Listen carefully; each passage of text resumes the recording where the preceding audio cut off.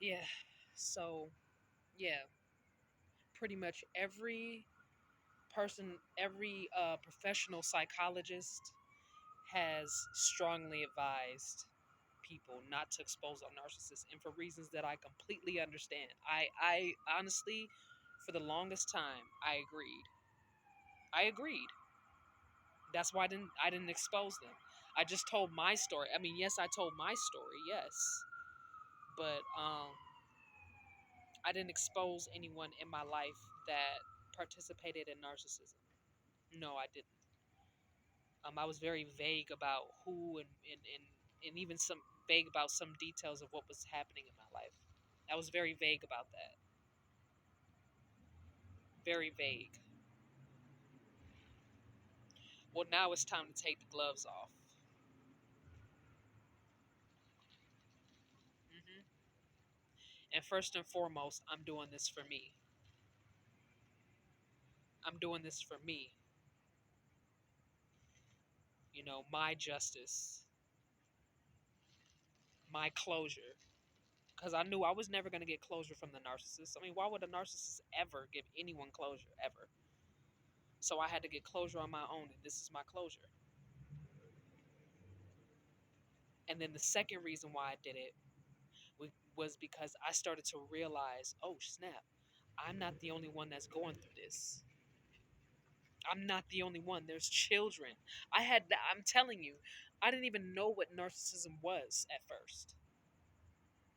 I didn't know. And then I didn't know that so many other victims were being like tortured and they were suffering and they were dying.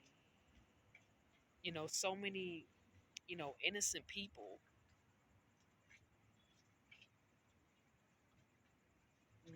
were not being able to they were not given a fair chance, and then their purity, their kindness, their kind souls were being tainted.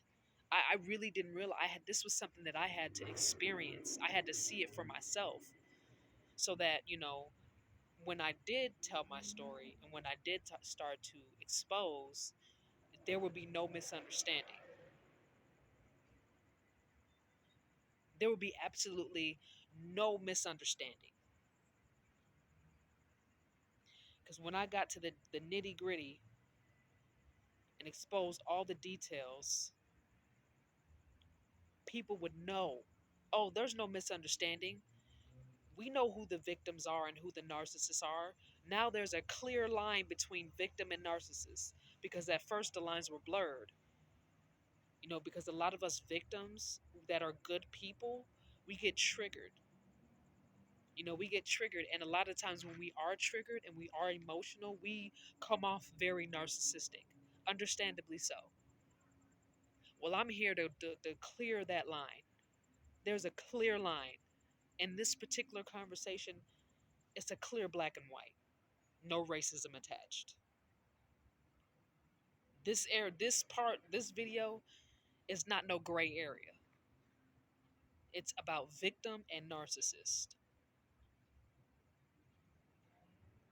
Okay, so when I started finding out that children were suffering, and they started out pure and they started growing up to be very narcissistic, because you know there was no justice for victims of narcissistic abuse. There was little to no justice because it was very hard to prove.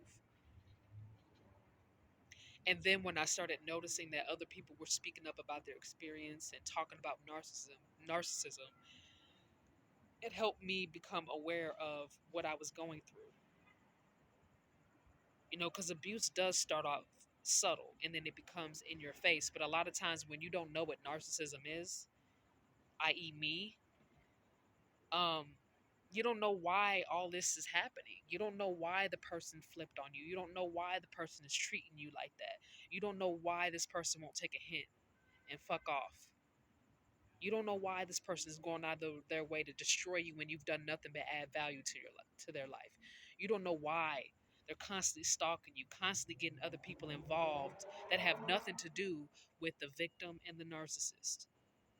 When you don't know what narcissism is, you're blindsided. I was blindsided when I started to become a little bit more educated on what narcissism was and when either I was experiencing it or when someone else was being treated badly by a narcissist, it became very clear the line between black and white, good and evil. It became very clear. So that's why I had to make that sacrifice and let people that I was once loyal to go. I had to stop supporting them. And the way that I could start doing that was by exposing their character and the way how badly they treated me. This was the only way that I can get closure. I couldn't depend on the feds for that. I couldn't depend on my mama for that. I couldn't depend on nobody but me. People can educate me so much and only extend help for so long before it becomes my choice to get justice for myself on my own. I mean, if I get help, that's great. But over the years, with me telling my story, I have not received that help. And when I have received help, the only people that I have received help from was from the narcissist. And we all know, for those who know about narcissists, that when a narcissist extends their help, they're going to make you pay for that. Double, triple what they gave you, even though they owe you that. Whatever they're giving to you, they owe you that. But because of their entitlement and their greed and their lack of empathy, they're going to make you pay up. They always do. Every time.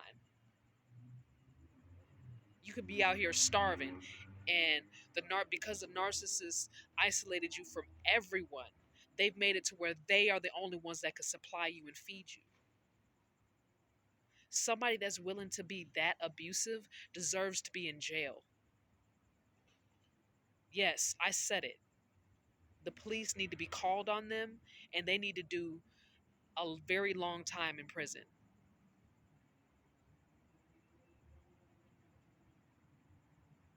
Because if you want to, that's false imprisonment. It is. It's holding somebody hostage. If you isolate a person from all support, all help, and you systematically every day make sure that you are the only one that can extend that person help so that you can prevent that person from leaving you, that is kidnap. It is. It's holding someone hostage. Someone that's willing to do that for an extended period of time, especially to a child, deserves to be put in prison for the rest of their life. The narcissist is not going to change ever, ever. It's not going to happen. And quite frankly, their targets get younger and younger and younger. These types of people need to go to jail because those are not your average narcissist. The average narcissist would not go that far. The average narcissist would not go that far. If they can't reach you, out of mind, out of sight. If you're not willing to supply them the energy that they're looking from you, they're gone. Now, when we're talking about diabolical narcissists, those are the ones that will literally hold you hostage. They will sacrifice everything and everyone to keep you near. These are the people who are become obsessive stalkers and they need to be locked up for the rest of their life, if not given the death penalty. Yes, I said it. You don't treat someone like that and be granted your freedom. It's not right. So, this explanation that I just gave you guys is the reason why I'm about to expose this person who I thought was my best friend. Once again, like I said in previous videos, if you guys know any of the students from Chester W. Nimitz High School, then you'll be more aware of the pattern of behavior from some of the classmates there. Because there was human trafficking going on at that school.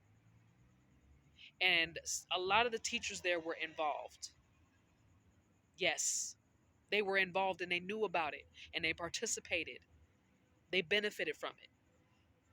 Some of them quit their jobs because if they stayed there, they would have gotten caught. Yes, I said it.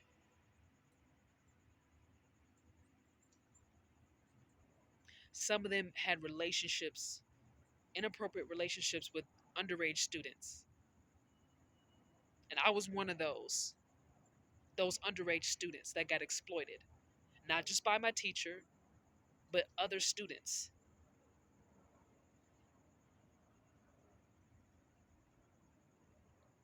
Now, the person that I'm about to expose, her name is Kimberly Ann Hicks. So, why would I expose someone that I once claimed was my best friend? Well, because this person is very violent. This person is very racist. And this person is a real fucking bully. This person has picked on so many people, has blocked so many people from reaching success because of the very concept of shallow minded racism. This person was extremely racist. I mean, I knew racism still existed, but I didn't know people were that small minded. Like, I really did not know. I mean, it's 2022. I didn't know it was that bad until I started to find certain things out. There's still some things that I don't know because this person was very physically violent towards me. Very physically violent. This person put me in a lot of dangerous situations because of racism. Yes, so the nickname that I gave her in high school was Kimbo, so that's going to be the name that I'm going to be using throughout the rest of the session. Now, give me a second, because all these damn mosquitoes outside, I'm going to have to put my famous blue hoodie on with the dog patch on the side. Hold on, y'all. All these the mosquitoes, they're not really giving me a chance to breathe. Oh, lordy, lordy. Anyway, I'm going to keep talking. I hope y'all can still hear me. But, okay, so this person was very racist.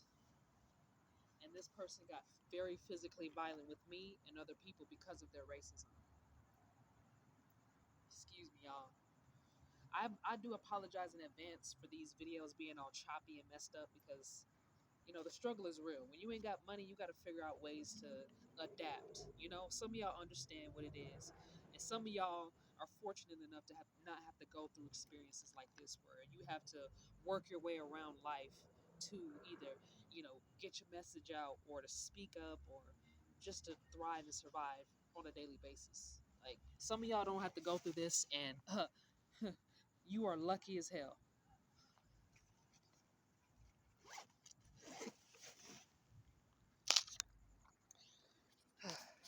I wish that I had more information on her because she did a lot. I just don't remember, you know? She caused a lot of damage in my life and the lives of other people because of her racism. If it had not been for the help of somebody who had enough respect for me to expose this person, I would still be in the dark. But let's just say the red flags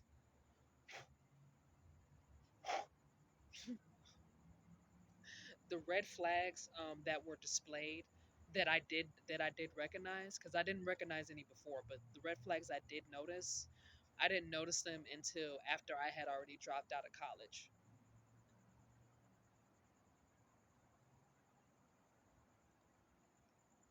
At the time of our friendship, I didn't know that she was like that, and I didn't notice any red flags. But now that I'm looking back at the friendship, I could definitely tell y'all some red flags that I noticed now that I'm a little bit more older and a little bit more knowledgeable about red flags. Give me a minute.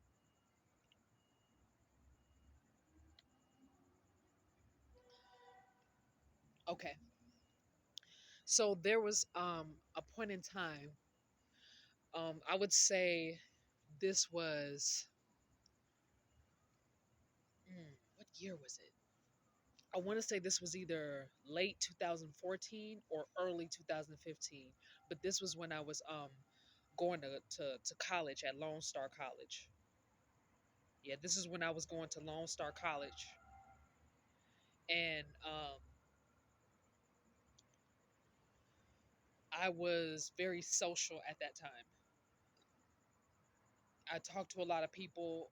A lot of people were kind to me. A lot of people respected me, and I got along with like pretty much everybody. I mean, I was very social, like out there, just doing stuff. I don't know whether it's playing pool or going to bars or house parties. That was the point in my life where I was very social, very so. Everybody knew my name, even people that I had never met before, never seen before. People, my name kind of circulated around the campus. I mean, I didn't have that many friends, but a lot of people knew me, and we hung out a lot. And I started to become friends with certain people, but this person blocked Kimbo. She blocked a lot of potential friendships and connections, and I'm about to explain that right now. So yeah, during that time I was very social, but there was this event. I think it was like a Christmas party that was going on at the campus, and they served fruit punch, and everybody listened to, I don't know if it was Christmas music or if it was a little bit of like Christmas music and like urban pop type music that they were playing. But I just remember that we were all having a really good time, and I drank some of the fruit punch that was there, and because I thought that it was, the sirens are distracting me. Hold on.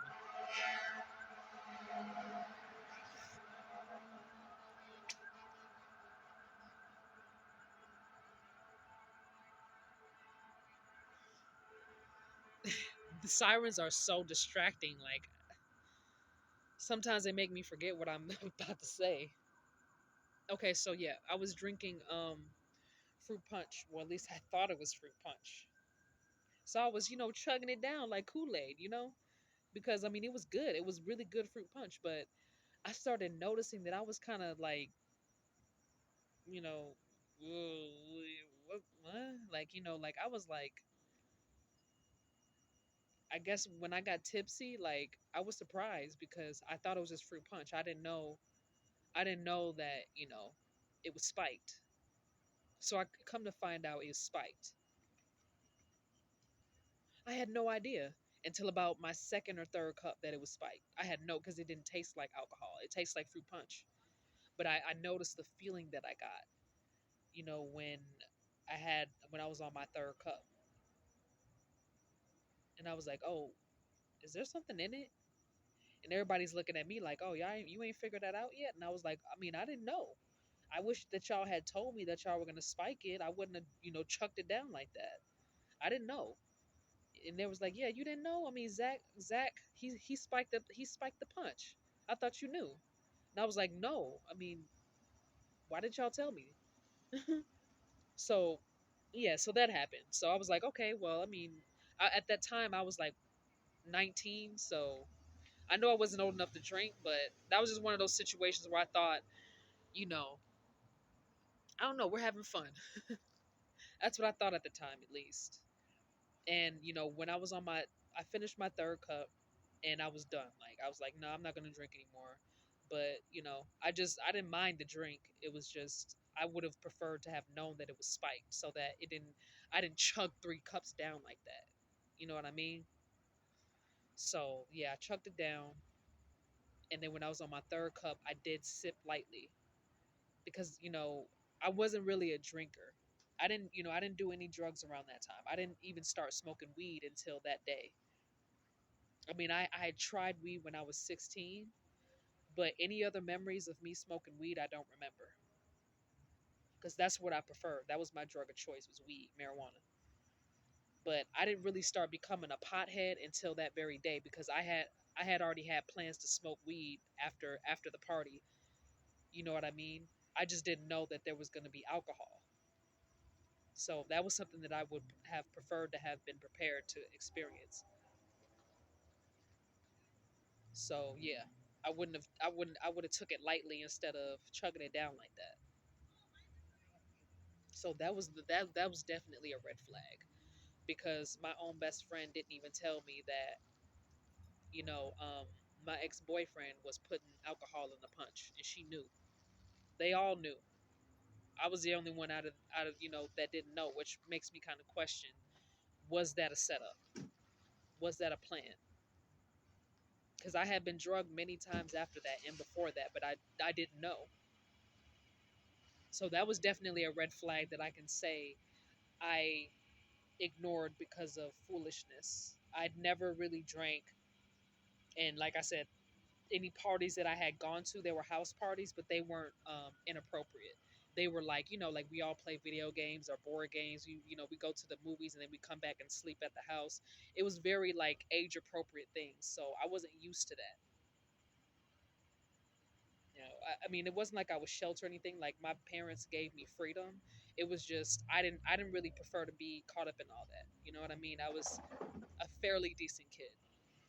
You know, I liked to smoke weed and that was it. I didn't even like drink alcohol like that. I tried it when I was 16 and it was okay. I like beer. I have a preference for beer or wine, but I didn't really drink like that. I mean, marijuana was just my drug of choice though. But like I said, I didn't really start becoming a pothead until I turned 20.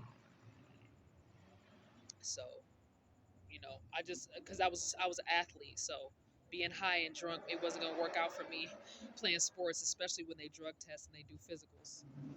They test you to see if you are doing steroids or you're on drugs. So I didn't want to ruin my opportunity to play sports if I off of weed or drugs. You know what I mean? So I stayed clean. Um, and then that day, that was a red flag for sure. Especially considering that Kimbo could have been like, "Yo, Zach, he's about to spike the punch, or he's already spiked the punch. So if you don't want to get drunk, if you don't want no alcohol, don't drink it." And especially considering that she was a female, she definitely could have warned me and been like, hey, you know um I don't know if she knew that I was a drinker or not.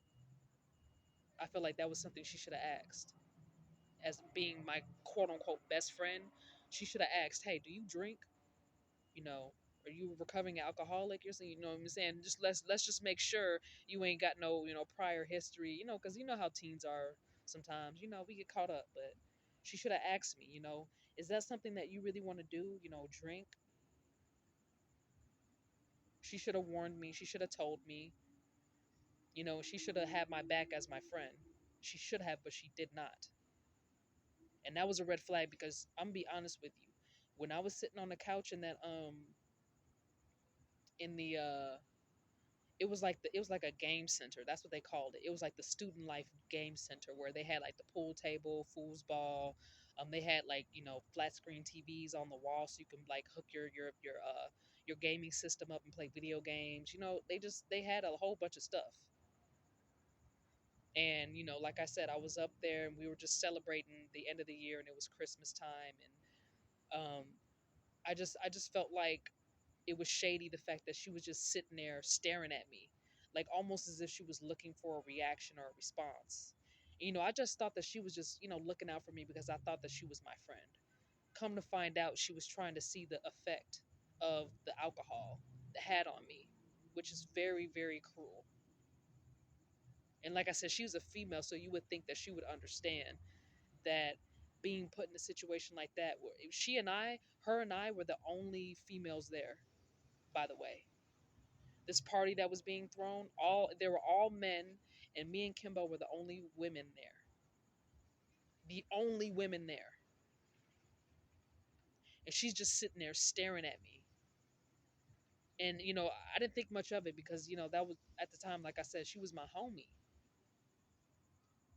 But she's just sitting there staring at me with this like smirk on her face. And then I asked her, like, is there something in it? And she was like, yeah, duh. And I was like, well, why didn't y'all tell me that? Why didn't you ask me if that was okay? Why didn't you warn me before I took a sip that it was spiked? That was shady. But at the time, I was young, naive, dumb, and I went with the flow. And the fruit punch was kicking, I'm not going to lie. They spiked that punch pretty well to where I didn't notice until, like I said, my third cup. I didn't even taste the alcohol. I didn't taste anything. It just tastes like fruit punch. Like by far, I'm be honest, the best fruit punch I've ever had in my life, dead ass. And I was like, wow, this fruit punch is really good. And then I'm starting to feel woozy, and I'm like, whoa, what's going on? Am I slipping into a diabetic coma? What the fuck's going on? And they're like, no, it's just alcohol. I'm like looking at them, and because I'm tipsy, it takes away from me being like upset and disappointed. I was already in a good mood. I was like, man, I'm finna smoke some weed after this. So I'm thinking, you know, I wasn't as mad as I probably would have been if I wasn't tipsy. I had really like no control over my body. None. Like I was like walking like a drunk, dead ass. So it definitely clouded my judgment. I will definitely say that for sure. And then I trusted my best friend at the time. I trusted her. I trusted that I was in good hands.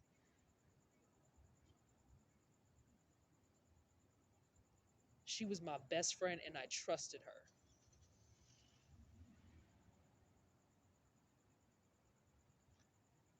Okay? So, as the day progresses, I invite her to come smoke weed with me and my ex boyfriend and my other guy best friend at the time. And she says, no, she's good. She's just going to go home. So I was like, okay, cool. Deuces. So I go and smoke some weed. And I'm just like super high. And the weed that I got, it wasn't no Reggie. I thought it was going to be Reggie because that was what I was used to, Reggie. Some good quality Reggie. But it was some like dro. Like the name of the strain was called Ace. That's what they called it. Ace. I think it was called Ace of Spade or something like that. Which, now that I'm thinking about it, considering the type of people that I was around, I would not be surprised if the weed was laced too. But being 19 and naive, you don't know no better. I didn't know no better. I had never been in a situation like that before. So anyway, that's I'll talk about that story in another video because there's more people involved that I would like to expose, but I'll talk about that later because I'm on Kimbo's ass right now. That's who I need to get on. That's whose ass I need to get on right now because she really was a fake friend, and it wasn't until we got to college to where I started noticing certain red flags in her behavior, and this was when I started distancing myself from her. That was red flag number one. Red flag number two was she and I both applied to University of Houston downtown, the main campus.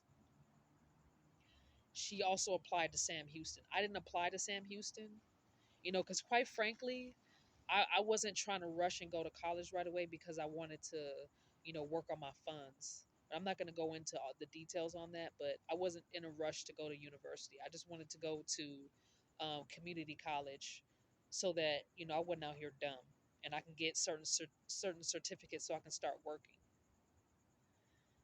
But anyway, so she and I both applied to University of Houston, and I got accepted. I don't know why. My grades weren't the best. I wasn't the smartest person in school, but I got lucky and I got accepted. She applied there and she didn't get accepted, but she did get accepted to Sam Houston University. She did, but see, I didn't want to go to Sam Houston, so that's why I didn't apply there. If I was going to go to college, it would have definitely been University of Houston. I mean, I didn't want to go to college in Houston, period. But you know, at this time, I was going with the flow of what my mother wanted me to do. So I was kind of a puppet at that time.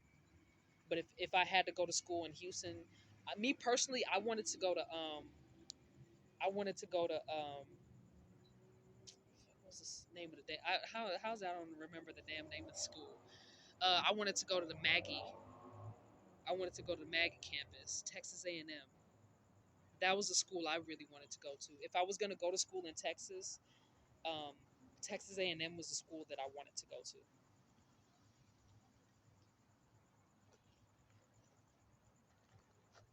But I didn't apply to Texas A&M because I'll be honest, I did not want to go to school right away. I wanted to work and stack up my bread.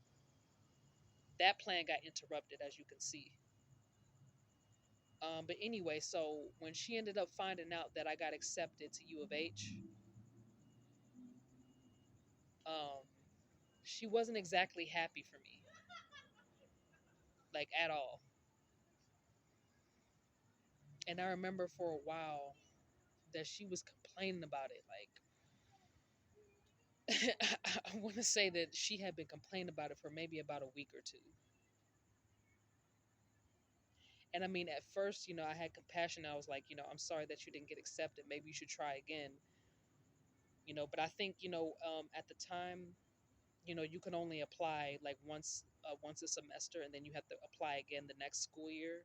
So it was like, even if she would have had to wait until the next semester to apply, which I mean, I don't know if that was something that she did, but you know, at the end of the day, she ended up going to Sam Houston. That's all I can say.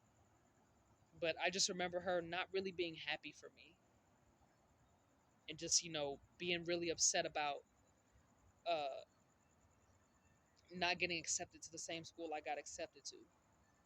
And it got to the point where her being upset about that started to drain me emotionally.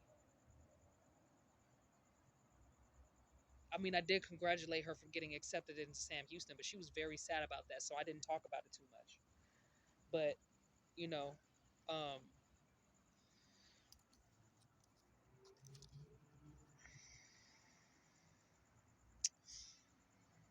so moving forward,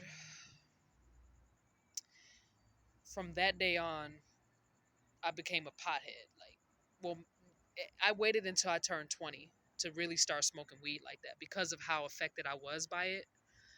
But from 20 on to now, I became a complete pothead.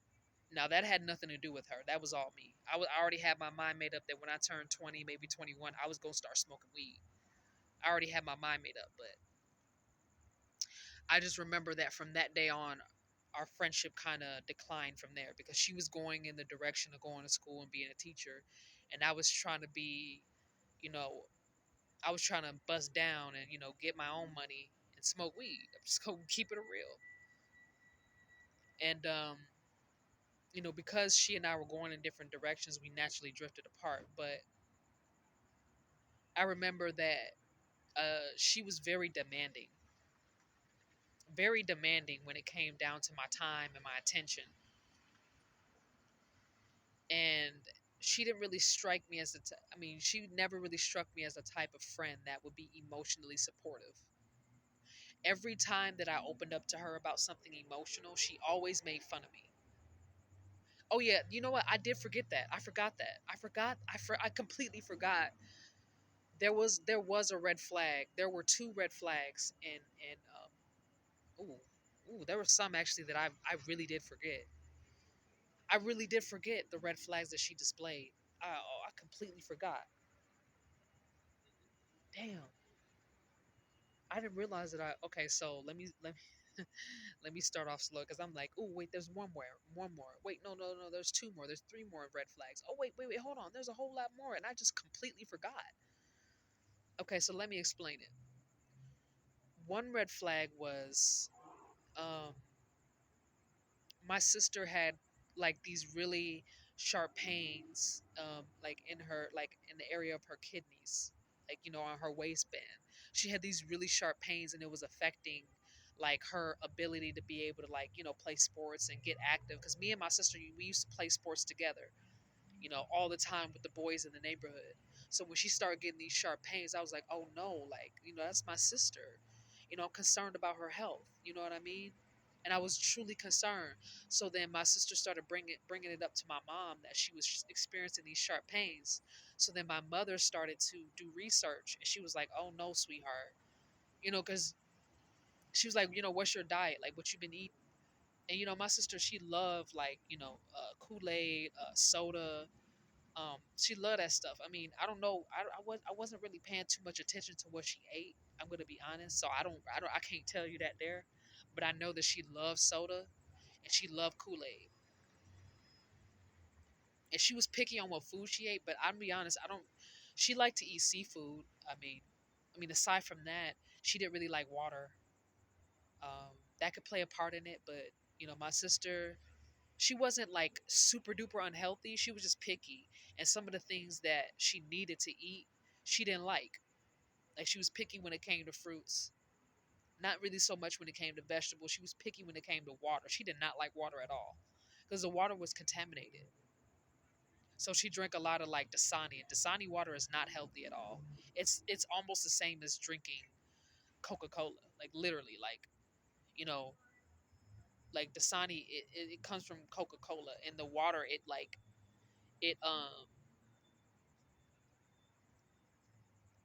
I forget, the water was very acidic to where you could see the bubbles at the top, and when you open Dasani water, you could hear it like a noise. Like the molecules just running in there, like whatever chemicals they put in there made the molecules, made the water, I forget, hypo. I don't know if it's hypothermic or hyper. I think that's what it's called, hypothermic, or no, hyper. It was hyperthermic, where the molecules in the water moved at a very fast pace. And the same with Aquafina water, but my sister didn't drink that. She drank Dasani, and Dasani comes from Coca-Cola, the Coca-Cola company. So they're putting the same chemicals in Coca-Cola and Sprite to purify the water and make it have taste and whatever minerals they're putting in there to give it its peculiar taste. They're putting it in Dasani water. So I don't know if that had anything to do with it, but yeah, she was struggling with that. So I revealed that information to my best friend, and I was like, yeah. So anyway, my mother was like, yeah, well, you might be having kidney stones. If you're drinking Dasani water, you're drinking Coca Cola all the time. If you're drinking all these sodas, and and my sister loved candy too. My sister loved candy, so she's drinking all these sodas. She was eating all this candy. She didn't really drink water like that. That might have played a part. I'm not sure. I don't want to be judgmental and put all her business out there like that, but we were both concerned about her because of how active she was, and then how she stopped being as active because of the pain.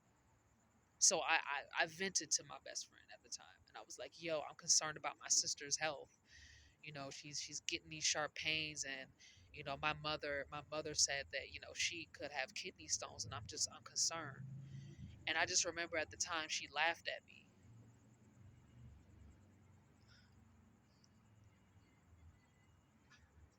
I didn't know no better at the time.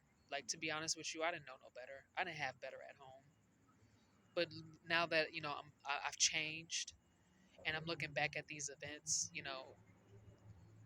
deal breaker. That's deal breaking behavior. But I didn't know no better. So when I told her about this, she laughed, and she was like, "Hmm," you know, with a smile. I can't smile because that really broke my heart when she started acting like that. But she smiled. She had a smirk on her face. She was like, "Well, maybe your sister could die. I mean, if she has a kidney stone, she could die from that." And the doctors, I mean, they can possibly remove, the stones from the body, but they're not gonna be able to detect all the stones in there. And so if any of them get left behind, she could die. And she's like, but when she's telling me this, I'm saying it seriously because it's a serious situation, and I can't even imitate how like sadistic and like how she kind of played it off like it was a joke. But she was smiling and giggling like it was a joke, like I had said something extremely funny.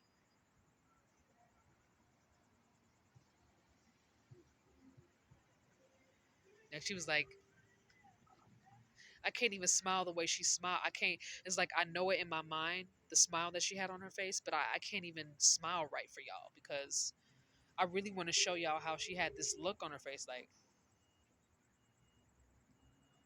and she had like this little giggly undertone.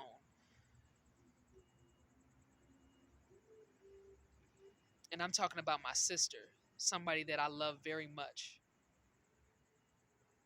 that I was loyal to, that I would have laid down my life for. And she's sitting here laughing like it was a joke. I should have cut her ass off right then and there. Hell yeah, I should have. And I was like, how could you say that? Like, that's my sister and I really care about her. And she was like, oh, well, it's true. So at that point, I stopped talking to her and I gave her the silent treatment because I realized that she wasn't taking me seriously.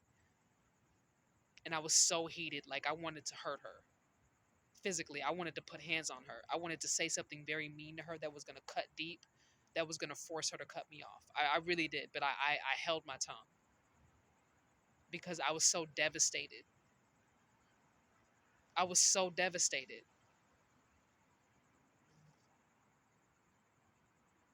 And I was scared for my sister's life, and that made it worse. But I at that moment, I thought about saying something very mean to her. Very mean.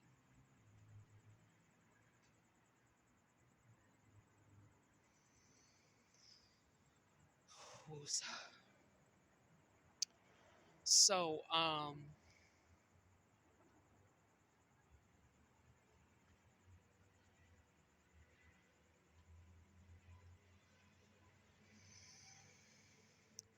okay. So, continuing on. This was in high school, by the way. So imagine me losing my sister to a kidney, my sister losing her life to a kidney stone and me having to grow up as the only child in high school. I was already battling cancer and weight problems. So imagine losing my sister at that time. And she made that comment.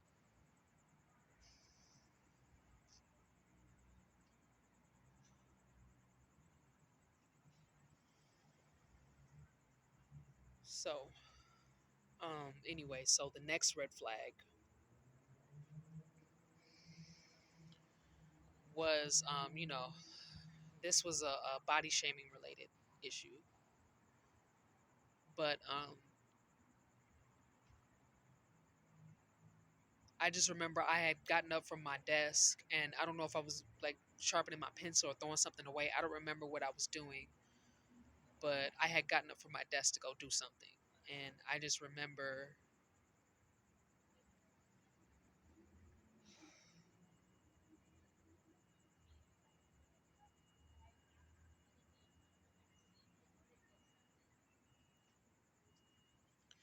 I remember she had made a comment and said, "Damn, fat ass."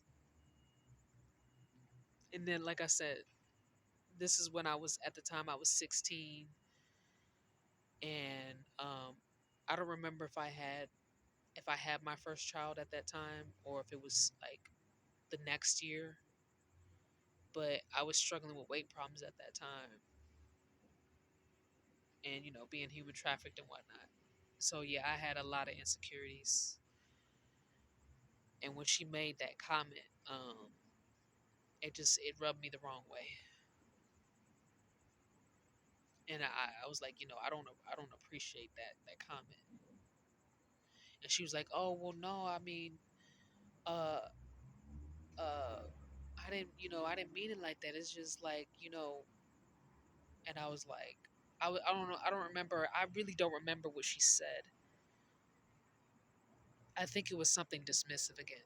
I'm gonna be honest. I don't have all the details to what she said. I don't. I just remember I was so furious, and she was just like taking it like a joke, like it was a joke to her. Again, I was very very angry with her because I did not like that comment at all. Because the way it came out. Now, so yeah, I just remember I was so angry and heated that anything that she tried to say, I don't even remember because I was only seeing red at that time because I've been picked on. I have been bullied.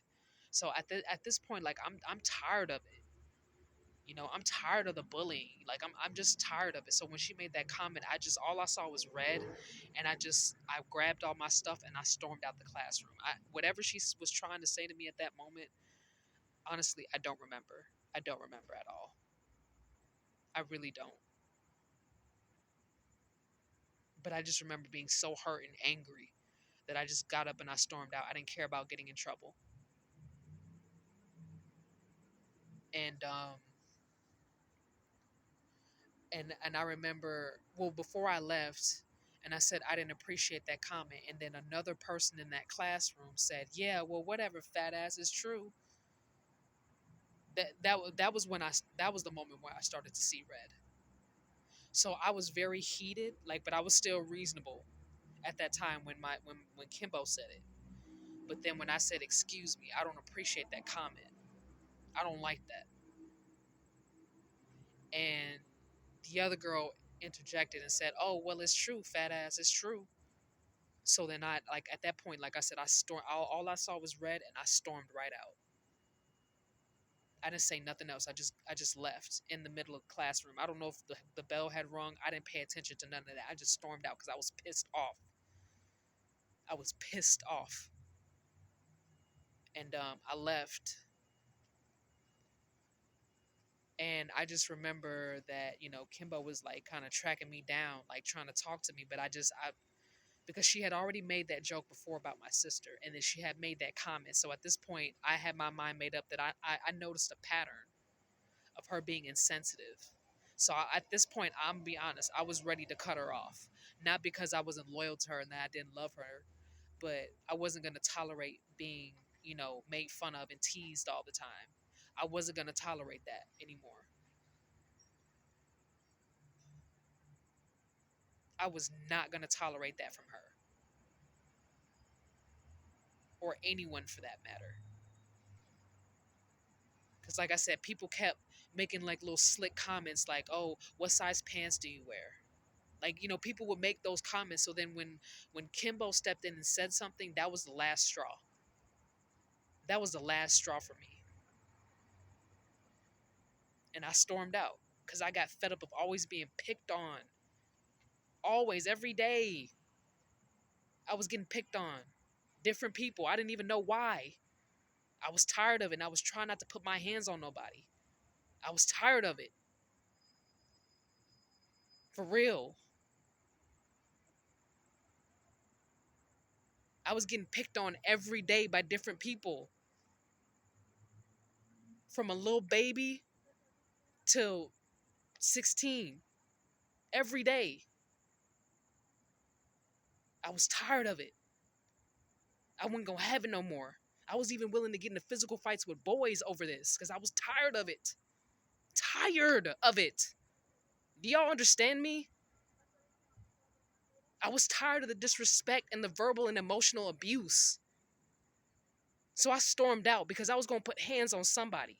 Somebody was gonna catch those hands because I was tired of it. And then my best friend was participating in it.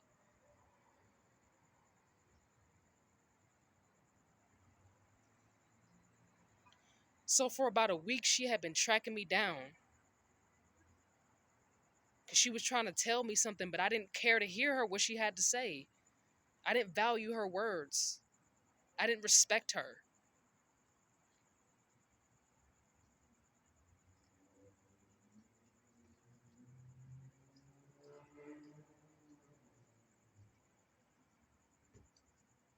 And then I remember skipping class for almost a week because I had made my mind up. You know what I mean?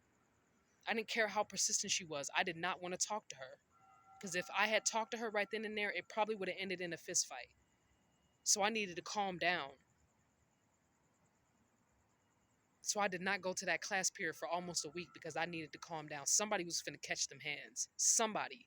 The next person who had made a slick comment was finna catch them hands. So I needed to calm down because I knew the teachers were not going to defend me. The teachers knew. The teachers saw.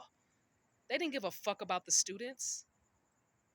This was a pattern of behavior that I had to experience going to school. And every time I spoke up, the teachers did not give a fuck. Why?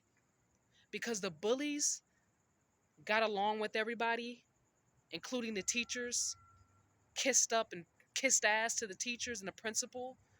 So a lot of the times the teachers and the authority figures ignored this behavior, even if they saw it. It was right in front of their face. Some of these teachers orchestrated these events. Keep that in mind. So what was I to do? Keep speaking up? and the bullying getting worse and worse and worse. What the fuck was I supposed to do? Huh? Tell my mom when she had made it clear that she didn't give a fuck and that she was gonna keep ignoring that? What for the smart asses out there who always got something to say, what would you have suggested that I do? Hmm? Put hands on her so I can get suspended or expelled? What? Because in situations like these where someone is being harassed and bullied and gang stalked, the police and other authority figures don't take this shit seriously until somebody ends up dead. And then the victim is always blamed. Tell me that ain't so. Tell me I'm wrong. Now, moving forward to the next red flag.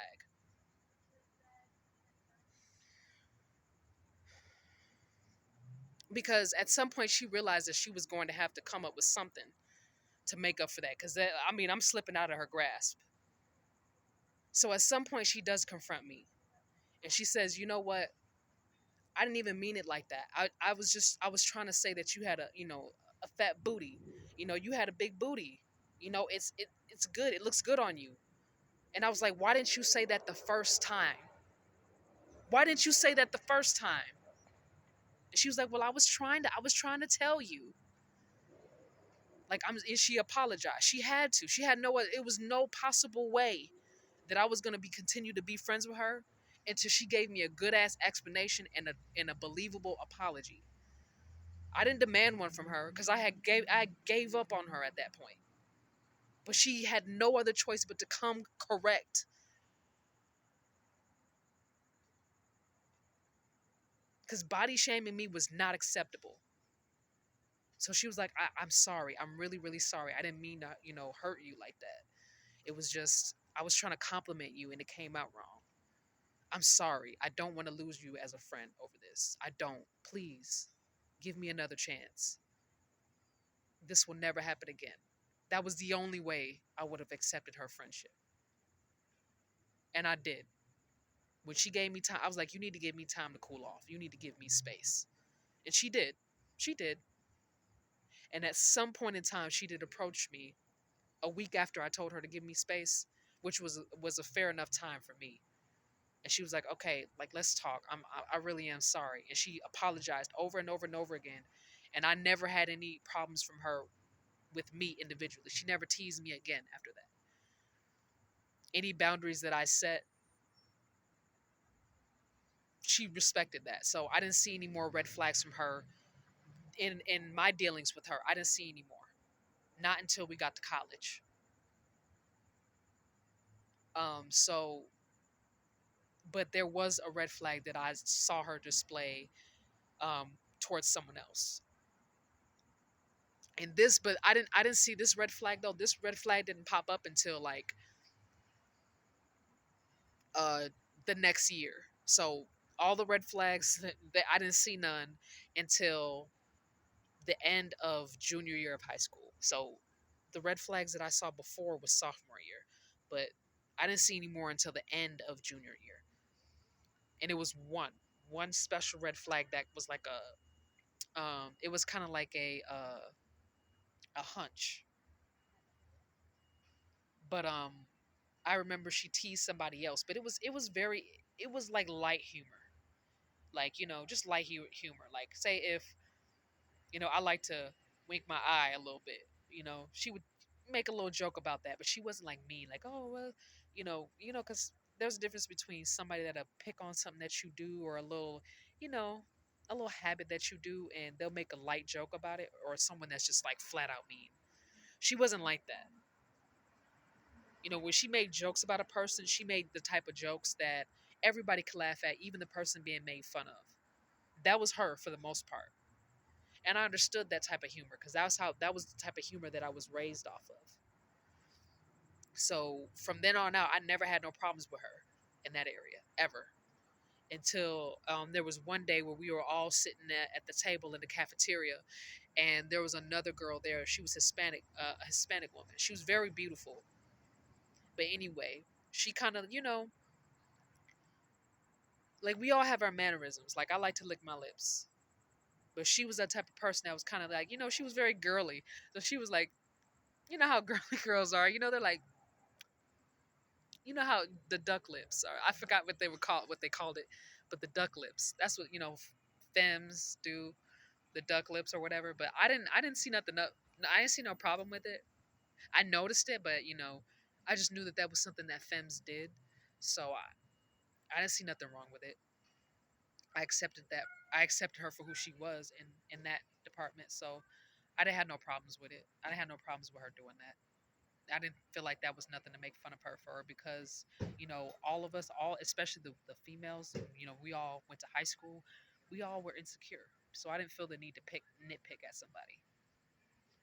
I was that same type. I didn't feel comfortable telling a joke that somebody will feel uncomfortable about. You know what I mean? Like if I wasn't 100% sure that they would laugh at the joke, I wouldn't even say it. If I had any doubt in my mind that it would hurt this person's feelings, even if it was lighthearted and non-offensive, I just wouldn't even risk it and say it. I mean, that was the type of person that I was. And even if I may have slipped up and said something and it hurt the person's feelings, I was that type where I was like, oh, my bad. Like, I really didn't mean to hurt you. And it became